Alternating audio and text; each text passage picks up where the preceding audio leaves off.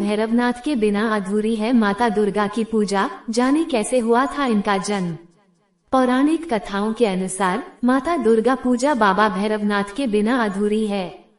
यही कारण है कि नवरात्रि पर्व में कन्या पूजन के दौरान भैरव बाबा के रूप में एक बालक को बैठाया जाता है। जाने कब हुआ था बाबा भैरवनाथ का जन्म। भैरवनाथ के जन्म को लेकर कई पौराणिक कथाएं सामने आती हैं, जिसमें भैरव के जन्म की अलग अलग कथाएं हैं। पौराणिक कथा के अनुसार कहा जाता है कि एक बार ब्रह्मा, विष्णु और महेश तीनों देवताओं में श्रेष्ठता को लेकर बहस हुई। इस बात पर अन्य सभी देवताओं की बात सुनी गई। देवताओं की राय को भगवान शिव और विष्णु दोनों ने पूर्ण रूप से समर्थन किया, लेकिन ब्रह्मा जी इस बात के विरुद्ध थे। इस बात से नाराज होकर ब्रह्मा जी ने क्रोध में आकर भगवान शिव को अपशब्द कह दिए, जिस बात से भगवान शिव को क्रोध आ गया। भगवान शिव के क्रोध को देखकर तीनों लोकों के देवता डर गए। ऐसा कहा जाता है कि इस क्रोध की वजह से भैरव का जन्म हुआ। शिव पुराण में भी भैरव की उत्पत्ति का वर्णन। शिव पुराण के अनुसार महादेव के रक्त से भैरवनाथ का जन्म हुआ था।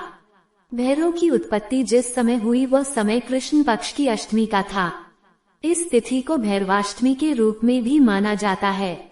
वहीं दूसरी पौराणिक कथा के अनुसार भगवान शिव के अपमान के कारण भैरव की उत्पत्ति हुई। ऐसा कहा जाता है कि एक बार सृष्टिकर्ता ब्रह्मा ने भगवान शिव की वेशभूषा और उनके गुणों का रूप देखकर अपमानजनक शब्द कहे। भगवान शिव ने इस बात पर कोई ध्यान नहीं दिया, लेकिन उसी समय अचानक से उनके शरीर से भैरव की उत्पत्ति हुई। माता रानी के बाद क्यों जरूरी है बाबा भैरव के दर्शन। पौराणिक मान्यताओं के अनुसार ऐसा कहा जाता है कि भैरवनाथ से बचते हुए देवी दुर्गा ने पर्वतों पर स्थित गुफा में शरण ले ली थी। इसी गुफा में छिपकर माता दुर्गा ने 9 महीने तक घोर तपस्या की।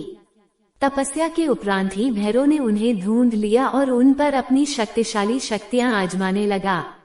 तब माता दुर्गा ने रौद्र रूप लेकर भैरवनाथ का वध किया। वध के बाद भैरवनाथ को अपनी गलती का एहसास हुआ, जिसके बाद भैरव ने माता से क्षमा याचना की।